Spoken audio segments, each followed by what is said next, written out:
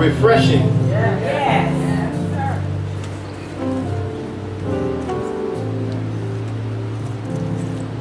Well, I want to kind of talk a little bit about open doors today.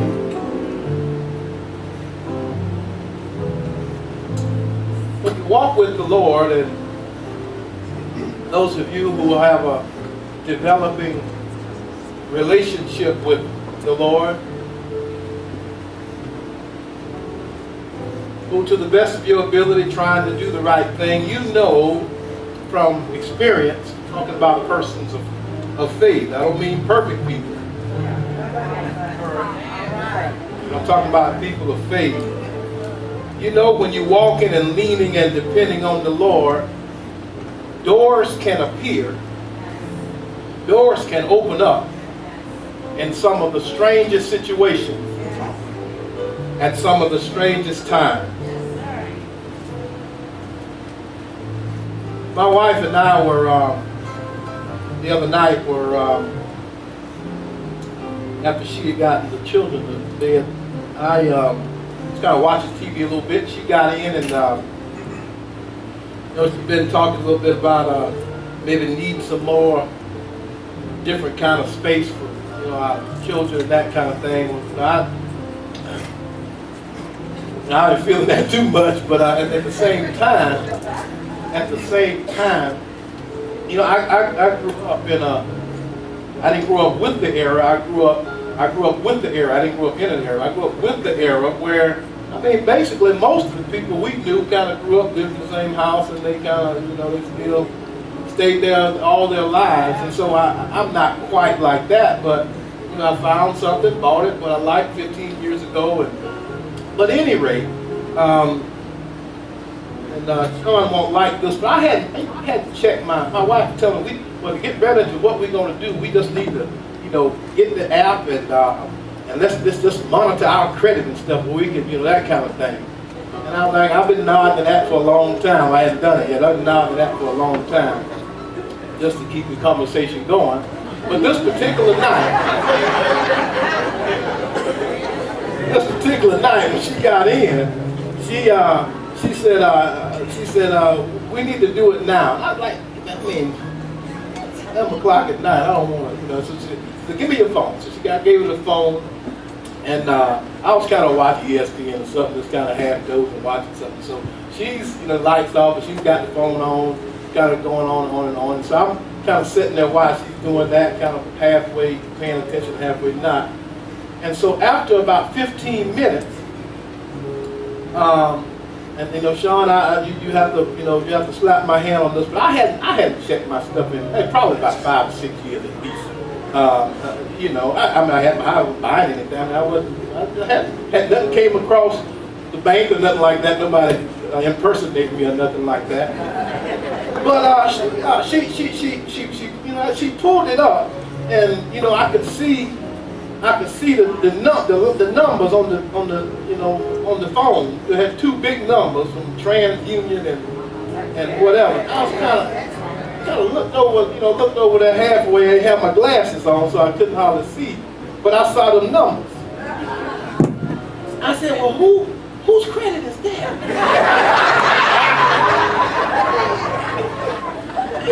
She said, yours, you idiot. I said, let's get up here and refinance this house right now. Well, point being, I had no idea, number one. Not knowing, number two. But the more I thought about it, I'd just been grinding, paying on time, doing. I wasn't thinking about it, but I'd been doing things. So it wasn't where it was 6 years ago, I can tell you that. But I had no idea. And my point is that suddenly a door opened up. And what I want to share with you today is that one of the things you experience when you're walking with the Lord is that doors open up in pressure situations. Doors that there is, and I can in Matthew 10, what I'm going to do is take about 3 or 4 scriptures, and that's I'm going to just talk to you a little bit. 3 or 4 scriptures, still going to be 15 minutes. But we want 3 or 4 scriptures, and I want you to just follow me a little bit and feel what I'm saying. We're going to end with a wonderful story. All right? It says, 10:19 says, when they hand you over, do not worry about how you are to speak or what you are to say. For what you are to say will be what? Will be given to you in that moment. And so it's this sense of that no matter what circumstance I'm in, no matter what kind of situation I'm in, is that God has an opening. There's a door. There's something that leads from one dimension to the other. And doors in the New Testament specifically, doors in the Bible in general, but doors in the New Testament metaphorically signify opportunity. And Jesus said, "I am the door." So when we're talking about today an open door, what we are suggesting is that in every situation that you find yourself in, there is a door that leads from one thing to the next, from one dimension to the next, that you discover. Abraham was going to sacrifice his son, and the son said to the daddy, "I see the fire, I see the knife." He's seen sacrifices before. "I've seen the fire, I see the knife, but where is the sacrifice? Where are we going to get the lamb for the sacrifice?" He said, "The Lord will provide." Didn't he say that? The Lord will provide the lamb for the sacrifice. Well, they got there, didn't see no lamb. You won't see the opening when you get there. You won't see the opening at the beginning. But the Bible says when he engaged, when he took the knife to slay his son, a voice from heaven said, "Abraham, Abraham." He said, "Here I am, Lord. Here I am, Lord. Here I am." He said, "Don't bother the son. Do not take the knife and slay your son. For now I know that you fear God." And suddenly he heard a rustling over in the bushes, and he turned and looked, and what was over there? A ram was in the bush. You won't see your ram in the bush when you go in the bush. You won't see it until the door won't open. I'm talking about how God is now. Trying to get a feeling for how God is. What it feels like to have an open door. He got inside there. He engaged. He was going to commit the terrible act. And then suddenly he pulled back, and God had another way through. And every time it looks like there's no way through.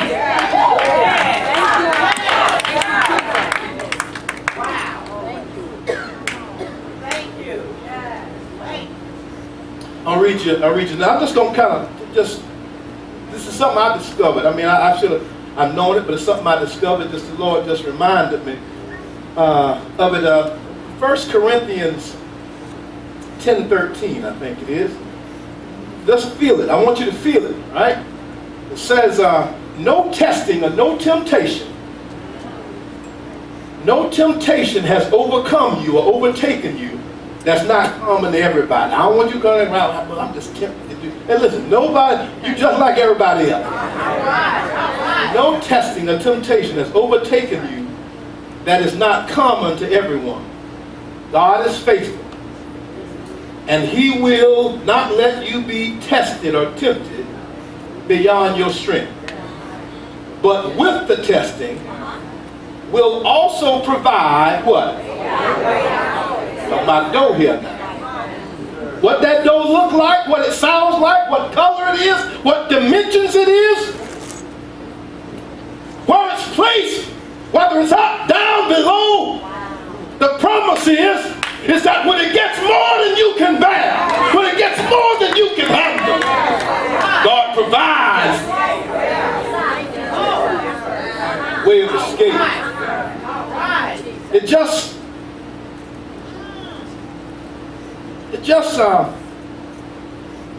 appears. It just manifest itself. It was, you know, going in, you didn't see it. And then somehow, in the midst of what you're going through, if you keep leaning on the Lord, I'm talking about faith now, way comes out, a way comes through. But I can tell you about them ways coming through. In Genesis 19, the Lord provided a way out for his people. 19:15, it says that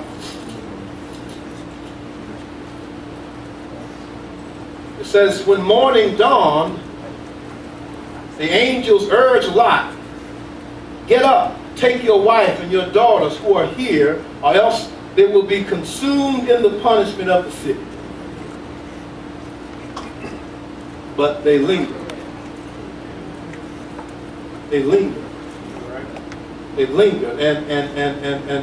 And the Lord and the angels took them by the hand, seized them, him and his wife and 2 daughters by the hand, the Lord being merciful to them.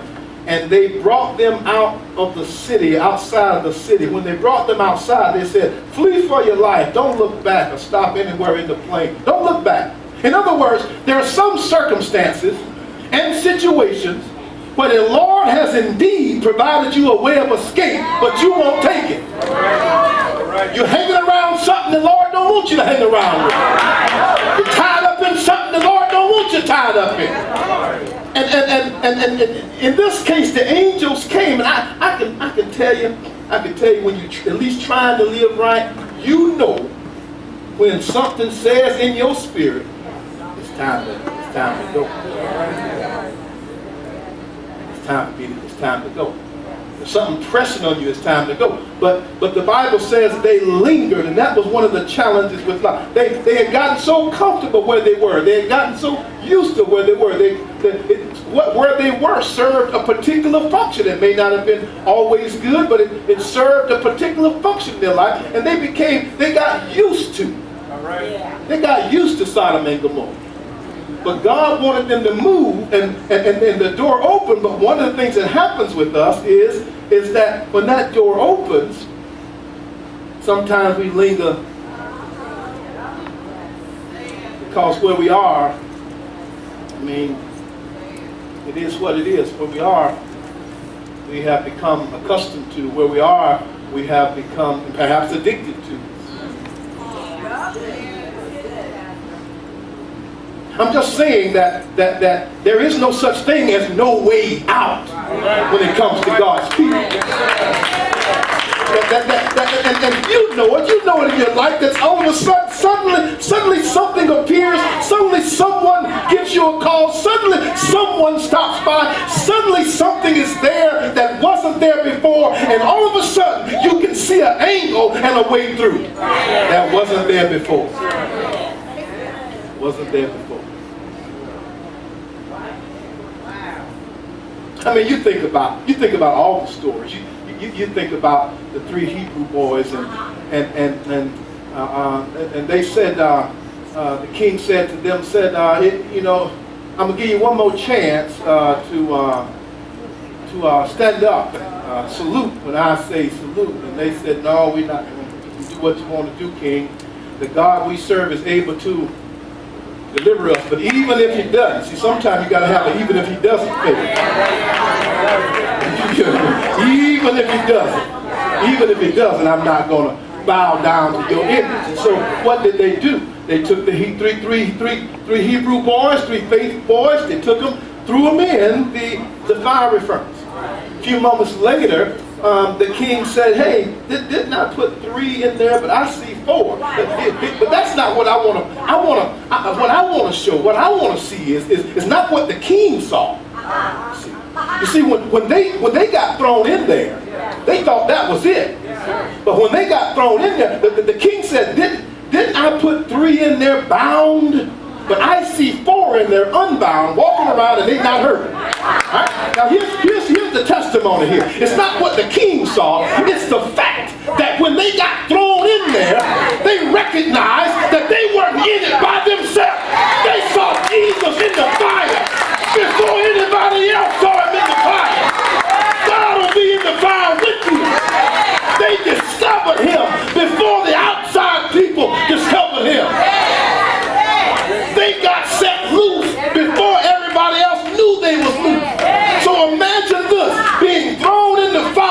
and discovering Jesus said, welcome, come on in, everything's going to be all right. They thinking you burnt up. They thinking this going to do you in. They thinking that we've hurt you. They thinking that you'll never come back. But let me untie you. Let me set you free. Let me open the door for you. Listen, you're going to get a promotion out of this. This man tried to kill you. This man tried to destroy you. But on the other side of this, you're going to get promoted. You just stay here next to me. And sometimes you just got to stay in there with the Lord and know that the Lord will make a way out of you. That's the story. That's what the Bible trying to tell us. You go back and read Shadrach, Meshach, and Abednego. When they came out of there, that old wicked king said, because we ain't going to worship nobody else but that God, because no other God can do it that way. No other God can save that way. Then he said, Shadrach, Meshach, and Abednego, promoted. The same one that put them in there, promoted them.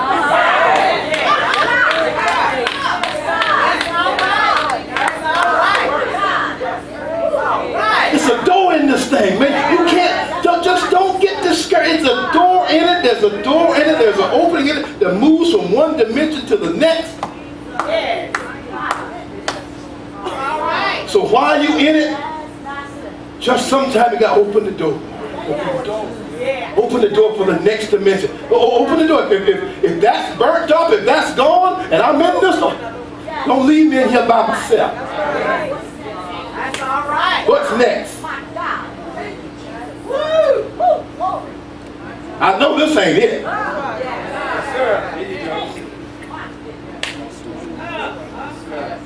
You think of me, all the story. You think about it. You can look at the Daniel and the lion. They threw him in there. Shut. They threw him in a pit with lions, live lions. Threw him in there. He said the old king went back and prayed all night long. Wouldn't eat, all that kind of stuff. And it's his fault that it was in there. Woke up the next morning, old king come to where he was. Oh, Daniel, was the God that you serve, was he able to deliver you from the mouths of the lion? Heard the voice say, oh, king, live forever. My God. Sent the angel. And he closed the lion's mouth. Now see, that's the next morning. I ain't talking about the next morning. Let's go back a few hours earlier when they put him in there. And there wasn't nobody around but Daniel in the lion's den. And then all of a sudden something shows up. What did he see? What did that door look like? What did deliverance look like? That's the way God works in your life. He works in a way that others may not be able to see, but when he shows up in your life, you know that you know. That's the Lord. That's the Lord. Has he ever done it for you?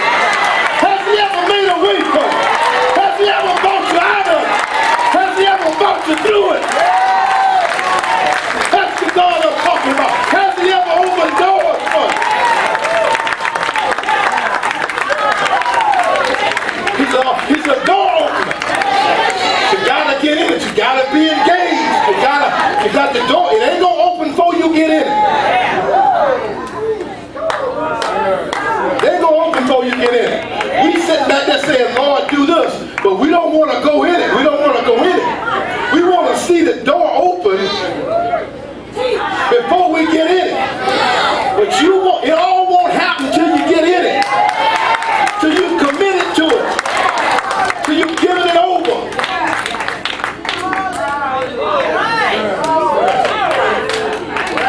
Open door.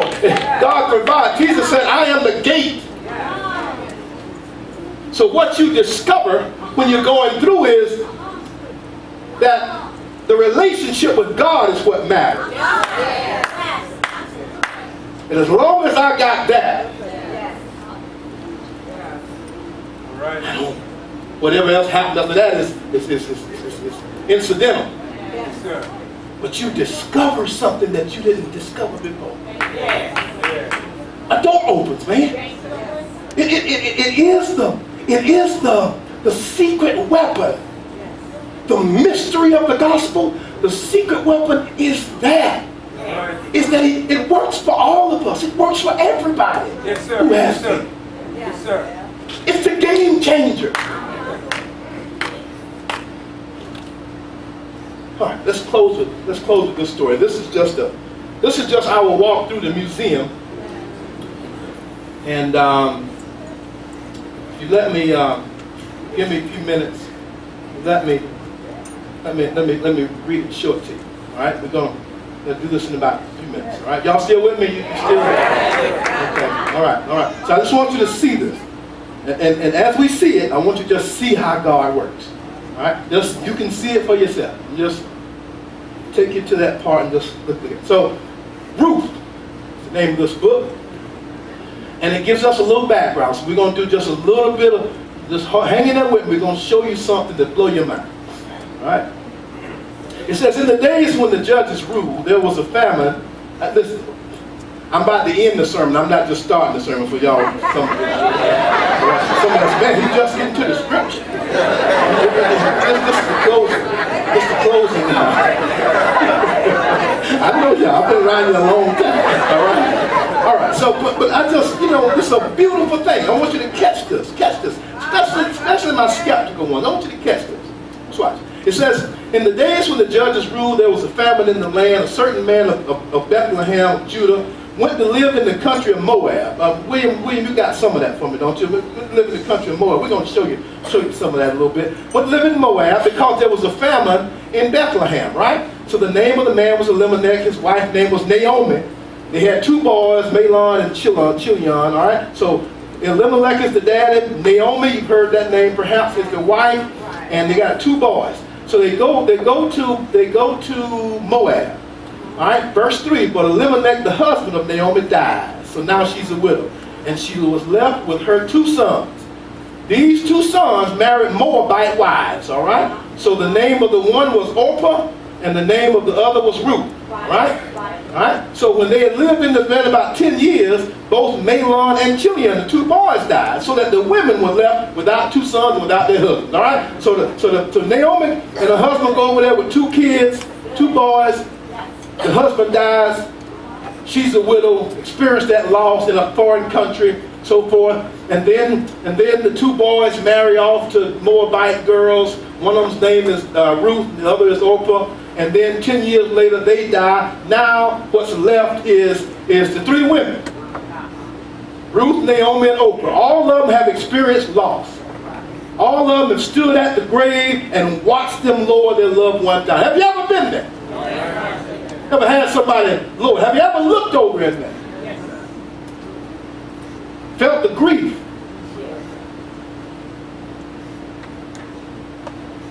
Sorrow and the loss.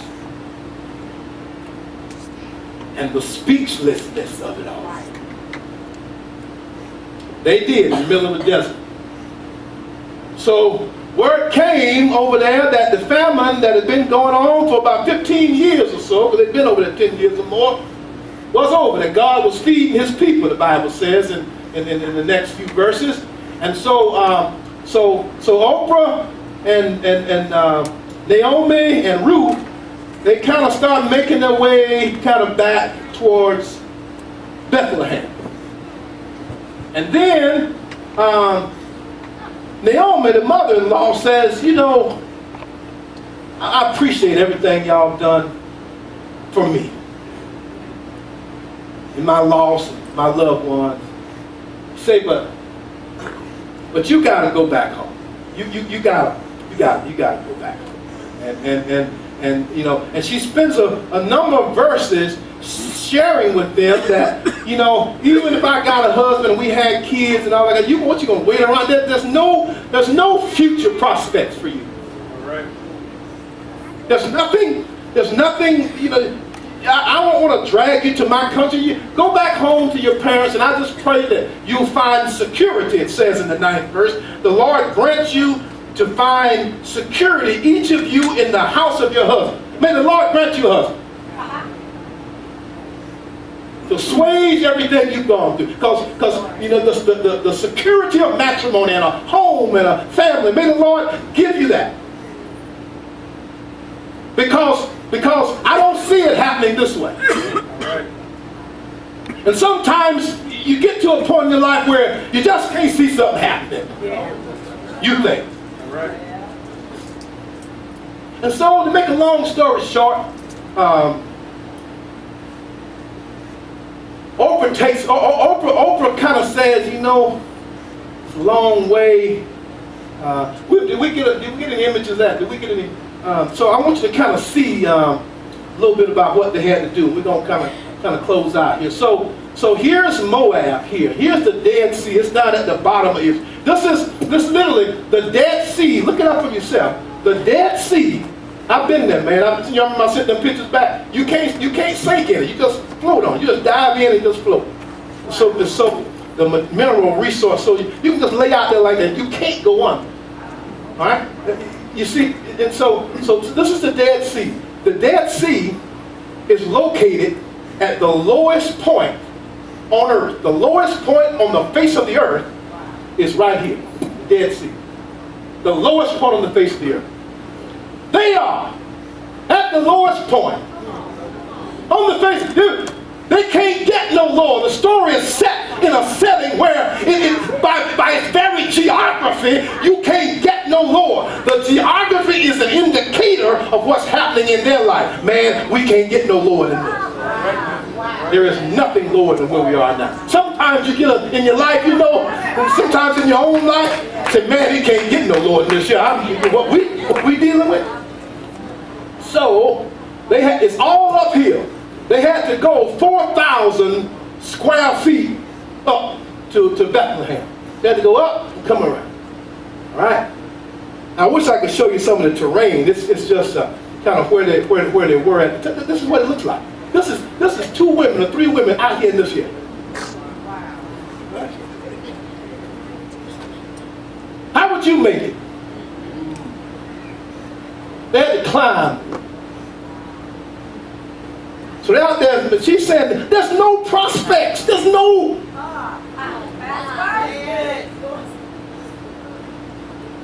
Have you ever? There's no hope. There's no. I want to hope for something, but there's no. I just can't see it. I can't conceptualize it. All right. And then Ruth says to her, "Don't press me to leave you." And every women's ministry, probably in every church, don't press me to leave you or turn back from following you. Where you go, I will go. Where you lodge, I will lodge. Your people should be my people. Your God will be my God. Where you die, I will die. There I will be buried. May the Lord do this and so to me more as well, even if death parts from me and you. In other words, even death can't separate us. All right. So at the time, she wasn't worried about her husband. All right. That wasn't her mate. That wasn't her number one motivation. And I suspect that shouldn't be ours. Trying to find the right mate is shouldn't be the number one. It comes as a result of other things. I assume. I was out there 7 years. I do. That's what I'm saying. So I ain't telling you what somebody. I'm just telling you.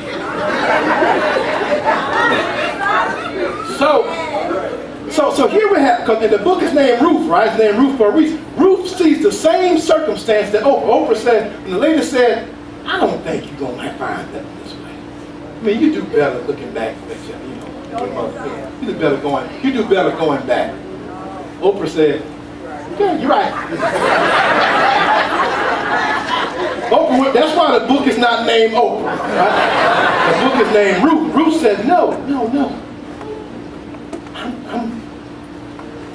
I'm taking chances. And right now she has nothing, man. Husband dead, no prospects whatsoever, and you gotta walk across the desert. Well, I'm gonna skip to the end. Skip to the end. And I'm just gonna read it. I'm gonna skip to the end. Verse 13, chapter 4. God. So Boaz took Ruth, And she became his, somewhere in there, some kind of way, a daughter.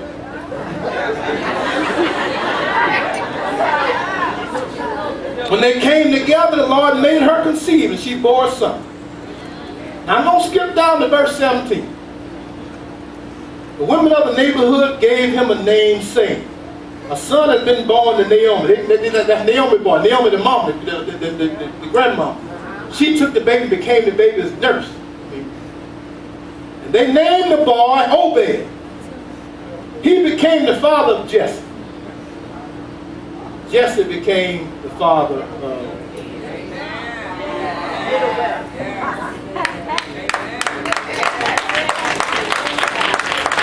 Who would have thought?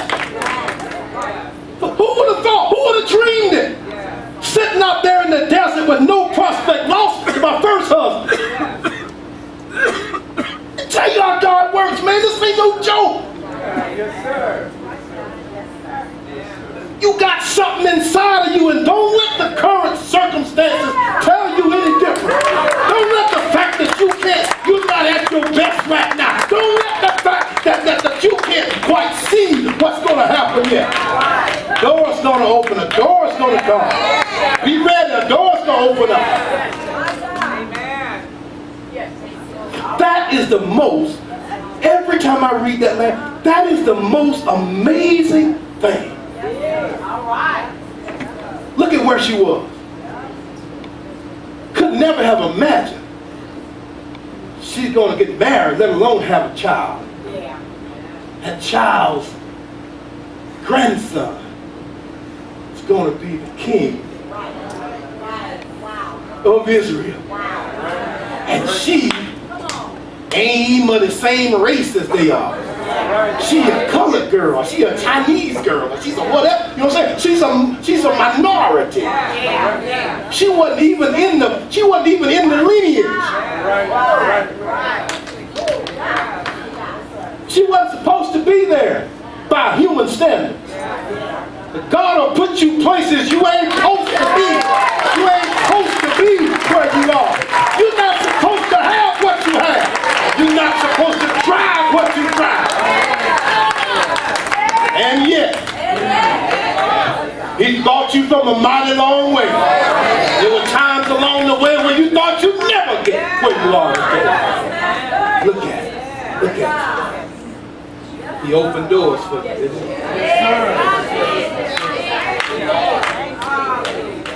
Things have come out of you, come through you, that are just quite simply amazing. Others would have crumbled. You're still here. Others would have folded up and went on back the Oprah route. No, you saw some possibility. We got some Ruths in here. All right.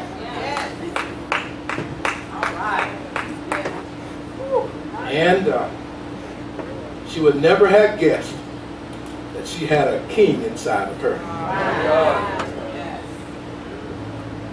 You got stuff inside of you and your DNA. Because that's what we're talking about, your DNA. We're not talking about exterior. We're talking about what is in the very fabric of who you are. It can't be stopped because of the God that you serve.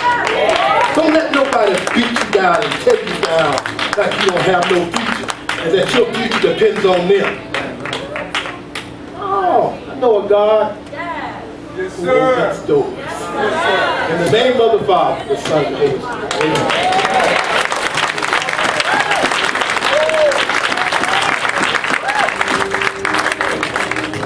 Amen. Amen.